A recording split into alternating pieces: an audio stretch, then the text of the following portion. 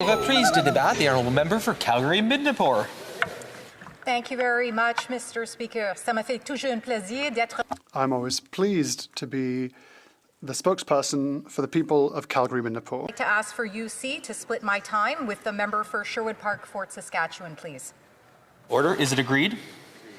Agreed and so ordered. The honourable member for Calgary-Midnapore. So recycling is our way of giving Mother Earth a great big hug. Yes, well, it does sound like fun.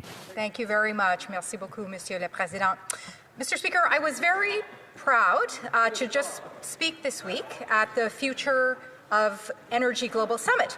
Now, of course, the member for Lakeland would have been a much better speaker. She has so much knowledge and experience, and I just want to take a moment and wish my seatmate the very best. She is a fierce advocate for her constituents and our shared conservative values. Now, thank you very much. She's in our thoughts and prayers. And the panel I was on was very relevant to today's topic. The panel was called Making Major Projects Viable. Of course, this is something we as Conservatives have been advocating for the last decade, whether it's ports, bridges, track, reactors, and of course my favorite as an Albertan, pipelines. The conference was amazing and the panel was incredible. But of course, I wanted to do my best to prepare for the panel. So I researched the bios of the panelists. I researched the proposed major federal projects. And then I received a copy of the 2023 white paper that included the presentations in the inaugural year of the conference. And lo and behold, the Prime Minister had presented in 2023 at this conference. And I thought, this is interesting. Let's see what he has to say. Now, the topic of his speech was the challenges and the opportunities of the energy transition. Very interesting. Okay, I'm listening. His title then was United Nations Special Envoy for Climate Action and for Finance. I thought, okay, let's see what he has to say. Key point. The presenter highlighted the need for approximately an additional $3 trillion per year for a quarter of a century to meet the Paris Agreement and net zero targets. $3 trillion for a quarter century. This from the man who is trying to convince Canadians he has their best interests at heart. This from the man who wants us to believe that he is for industry and for productivity, for the common good of our nation. This from the man who promised Canadians that he would increase productivity and rein in spending. Now, my mother taught me a very important lesson when I was a young woman, when I had a close friend let me down, and I think it applies here. And that lesson is, when somebody tells you who you are, you should believe them. When somebody tells you who they are, you should believe them. When somebody asks for $3 trillion, when somebody creates a deficit of $78 billion, when somebody puts forward a budget of $414 billion, when somebody is comfortable with a $50 billion interest payment on debt annually, that somebody is telling you who they are. And when somebody tells you who they are, you should believe them. In the Prime Minister's book Values, he spent years evangelizing carbon pricing. Carbon taxes, he insisted, should increase. Yet when polling indicated a majority of Canadians rejecting carbon pricing, a position that was the cornerstone of Conservative policy under the leader of the official opposition, he announced in his 2025 platform that he had eliminated carbon pricing. This, of course, was not the case. The industrial carbon price remained. But this is no surprise given his previous claim that Canadian federal carbon pricing framework is a model for other nations. So, after acting for years as the global spokesperson for carbon pricing, he arrives as the Liberal candidate for Prime Minister and claims that he will do away with it. Yet, he retains the industrial carbon tax. In his book, he goes so far as to say that global interests should take priority over national interests. And we can only assume that he also within that includes Canada. The Canadian energy sector has some of the strictest environmental regulations in the world. Yet the Prime Minister and the government continues to impose additional barriers, citing international commitments. This approach scares away investors, delays projects, and forces Canada to rely on oil from countries with no transparency or no environmental responsibility. When somebody tells you who they are, you should believe them. Then there are the things that the Prime Minister would like Canadians to believe he has achieved. The Prime Minister claimed in February of 2025 at his campaign launch in Edmonton that he had helped manage multiple crises and save not one but two economies. The leaders who were in charge at the time have different stories to tell. Former Conservative Prime Minister Stephen Harper, the greatest Prime Minister in the history of Canada for now, wrote the Prime Minister's experience isn't all it's cracked up to be.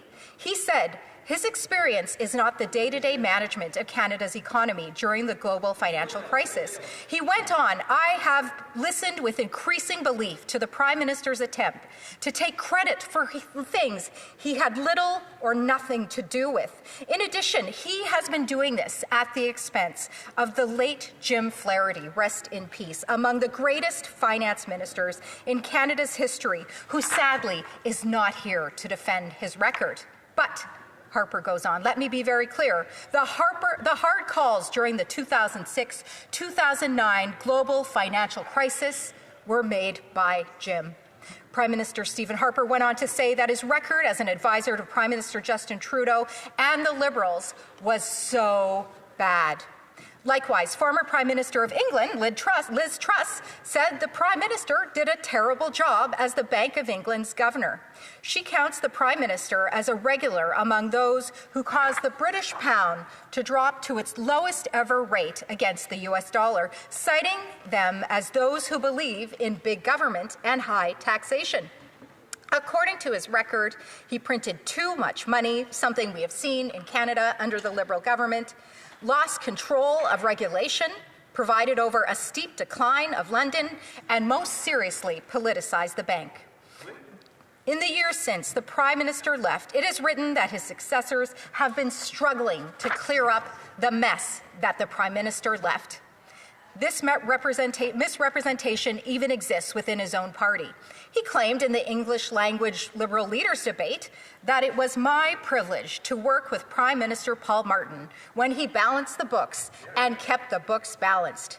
The only problem is that the Prime Minister started out in finance in 2004, according to his own LinkedIn page, almost a decade after Prime Minister Martin's ship-writing 1995 budget, and well after Martin finished balancing the books in 1998. Finally, we arrive at the topic of today's debate, the budget and its implementation. The Prime Minister stated that we need discipline for our spending. It is absolutely necessary, and that Canadians could expect a prudent budget. However, the Prime Minister's spending plans make his predecessor, Prime Minister Justin Trudeau, seem like a tight-fisted miser. We have seen in his budget an increase in spending and a further $90 billion in deficit spending over 4 years.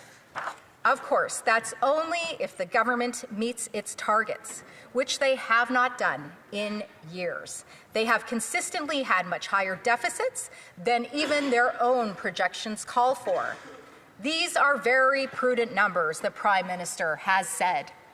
$78 billion deficit, $414 billion in spending this fiscal year alone, $50 billion annually in interest on the debt. This is not prudence, Mr. Speaker, but this is what the Prime Minister would like to have Canadians believe. Mr. Speaker, the greatest predictor of future behavior is past behavior. The Prime Minister wants us to believe that he has put forward a budget of austerity and a budget of disciplined spending, but he also wants us to believe that he saved two economies. But when we look at his actions, they tell us otherwise. But as poor as his actions are, his own words speak even stronger. People will charge me with being elitist or with globalist, which happens to be exactly what we need. That means, Mr. Speaker, the Prime Minister will always put his wealthy friends first. He will always put nations before Canada. His loyalty does not lie with Canada or with Canadians. He has told us in his own words exactly who he is. And when somebody tells you who they are, you should believe them. Thank you very much, Mr. Speaker. Merci beaucoup. Then comments. Question and commentary. The Honourable Parliamentary Secretary to the Government House Leader. Yes, thank you. I can't wait to start pawing through my garbage like some starving raccoon. Release the hounds. Well, neighbor, I see you've got your running shoes on. That's a good thing. Mr. Speaker, that's a lot to take in. You know, it's interesting. She said that Stephen Harper was the greatest Prime Minister Canada's ever had. Wow, Mr. Speaker.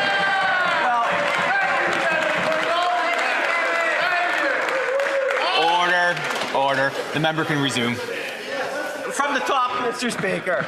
You know, after making that bold statement, it was Stephen Harper that actually appointed the current Prime Minister to be the Governor of the Bank of Canada, Mr. Speaker. Now, having said that, I can assure the member opposite she's in some wonderland to think that Stephen Harper would be in the top 20 in terms of Prime Ministers.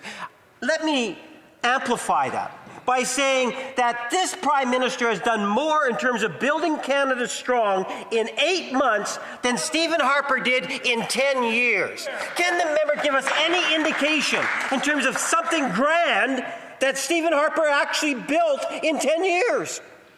The Honourable Member for Calgary-Midnapore. Yeah, thank you very much, Mr. Speaker. The Prime Minister Stephen Harper is world-renowned for having navigated Canada through the 2008 financial crisis. I think it's a shame that this member doesn't recognize this. And I'd like to correct the record. I said that his record of what he said, I said that Prime Minister Stephen Harper was the greatest Prime Minister for now. That is until the member for Battle River Crowfoot becomes our Prime Minister, Mr. Speaker. Here, right. Point of order, the Honourable Chief Government Whip. Mr. Speaker, the member a few moments ago made a comment in her speech to the effect that the Prime Minister's interests do not lie within Canada.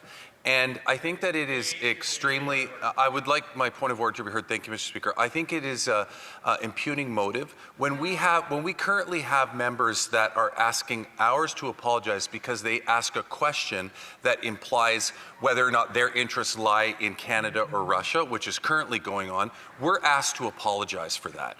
But yet we can have a member in this House suggest that another member's interests do not lie within upholding our country and the people of our country is extremely inefficient, inappropriate, and implies that their motives are not the best of intentions. And all honourable members' motives must be treated that way. So I would encourage you to ask the member to apologize and retract that comment. Order. Very briefly on the same point of order. Yeah, just Chair, the member is conflating two very different cases. The chairs have ruled in the past about equating members' positions with those of violent authoritarian regimes or suggesting that they're acting as agents of violent authoritarian regimes. I think that's clearly very different from saying something that a member doesn't like that may suggest other things about their motivations. Those are two very different things. Obvious. Order. I'm going to start by saying I'm going to ask all honourable members be very judicious in what they say in this place. We do not impugn motives in such a way to the dignity or the respect of individual members. I'm going to look back exactly what was said, and if it's needed, we'll come back to the House with a more formal ruling. At this I did apologize to the President. President was offended by the act.